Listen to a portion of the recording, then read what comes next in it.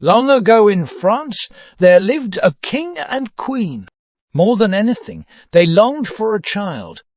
At last, to their great happiness, the queen gave birth to a little girl. All the bells in the land were rung with joy. The king and queen invited all the fairies in the kingdom to the naming party for the baby. And what a party it was! Plates and silverware of pure gold were set with care before each guest. But one fairy, Maleficent, who had left 50 years before and had not been seen in all that time, showed up at the door. Quickly the king and queen found a place setting for the new guest. But alas, the plate and the silverware were not of pure gold. This made the old fairy very angry. Soon it was time for each fairy to give her blessing to the baby. When it came to Maleficent's turn, she stood up and pointed her long finger at the sleeping baby girl in the cradle. "I declare, before all of you," Maleficent called out, "that this child, on her 16th birthday, shall prick her finger on the spinning wheel and die." With a whoosh of smoke, the evil fairy vanished. Everyone cried out with alarm, as you can imagine. But one fairy had not yet given her blessing. The king and queen asked this fairy, whose name was Merryweather, to reverse the curse.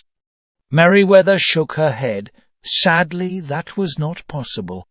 But she could soften the curse. On her 16th birthday, she said, when the princess pricks her finger on the spinning wheel, instead of dying, she will fall asleep for 100 years. 100 years, said the queen. After our daughter turns 16, we will not know her any more. The king ordered every spinning wheel in the kingdom to be brought to the palace and burned. To be extra sure the princess would not be anywhere near a spinning wheel, he also ordered the fairy Merryweather, along with 2 other fairies, Flora and Fauna, to take the baby far away. The fairies would raise the child in a cottage, deep in the woods. There they would keep her safe until after her 16th birthday. After that day, it would be safe to bring back the princess, who had been named Aurora, to the castle. Aurora grew up knowing no others than the 3 fairies, whom she knew as her aunts. The animals of the forest were her friends. The birds and the deer, the chipmunks and the rabbits followed her around as she fed them treats and cooed to them. From the time she was little, Aurora was told she must stay inside the hills that surrounded them. She did not mind that in the least. The woods were wide and deep inside the hills, and there was plenty of room for her to play. One day, Aurora came home to the cottage to find her 3 aunts preparing for a party. "What's going on?" she said. "Tonight we will celebrate your 16th birthday," said Flora. "It is?" said Aurora. "That means tomorrow I go back to the castle." "Yes," said Merryweather. "We have kept you safe from that spinning wheel for 16 years. Soon it will be time for you to take up your royal life as a princess. And the first thing for you will be to get married," said Fauna. "Married already?" said Aurora. "Do you know who I'm supposed to marry?" "We do," said Fauna with a wave of her hand, "but there's no need to worry about that. Even if he's a bit strange, some might say a bit horrid, you won't have to spend much time with him after all. And he does come from a fine family," Flora added with a quick smile. "Wait a minute," said Aurora, pulling back. "Why do you say he's a bit horrid?" "It's best not focus on such things, dear," said Merryweather. "Just do everything your husband tells you to do," said Flora, "and you will be fine.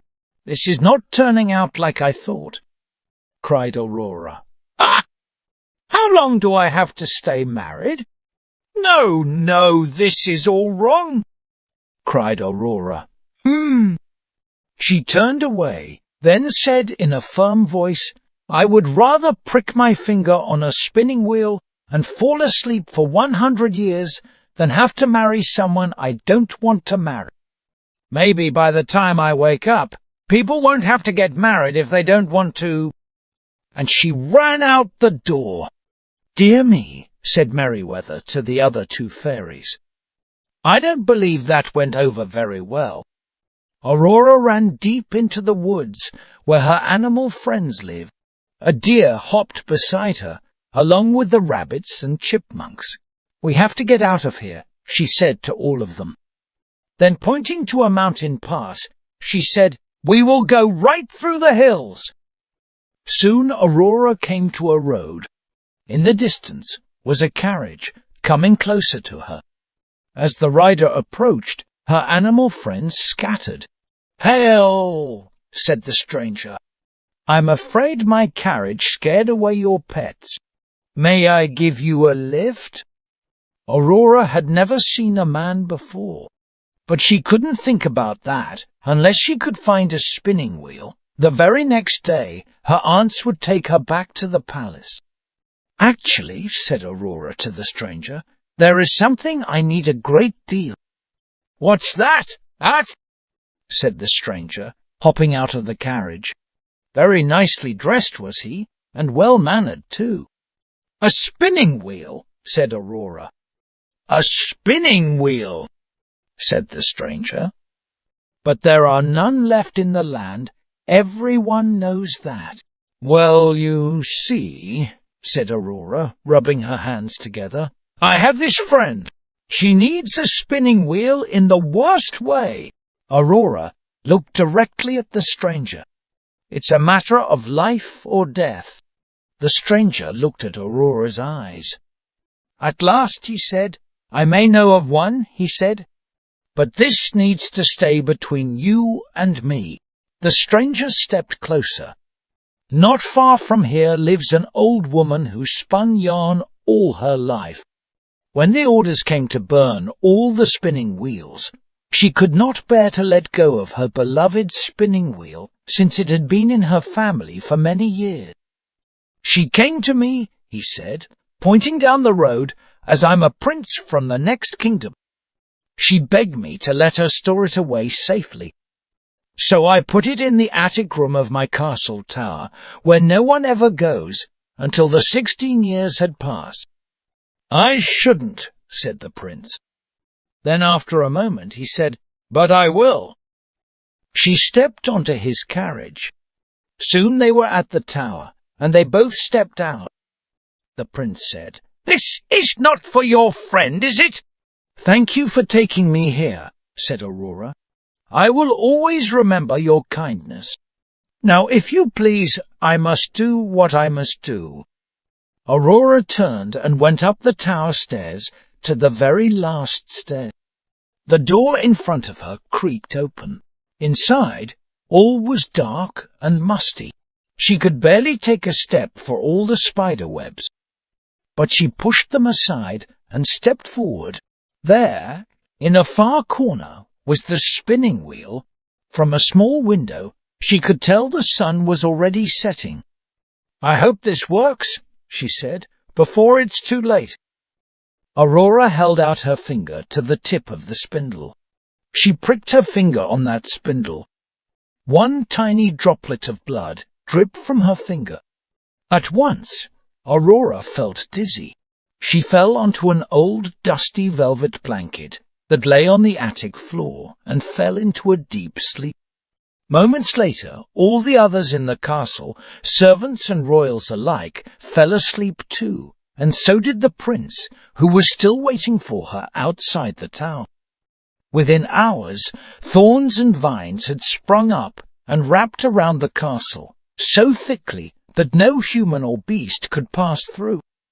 After 100 years had passed, Aurora blinked her eyes awake. Then all the others in the castle also awoke. Everyone started to do what they had been doing when they had fallen asleep 100 years before. The thorns and vines around the castle melted away.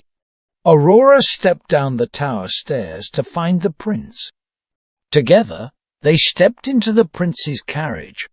Down the road to the market square, they discovered a whole new world. Bicycles and streetcars, cameras and streetlights, such marvels to behold. Perhaps best of all, they learned that in this strange new time, it was quite all right for young women and men to get to know each other if that's what they wanted to do, and even perhaps to fall in love. As Aurora and the prince took each other's hand to explore this wonderful new world together, that is exactly what they wanted to do.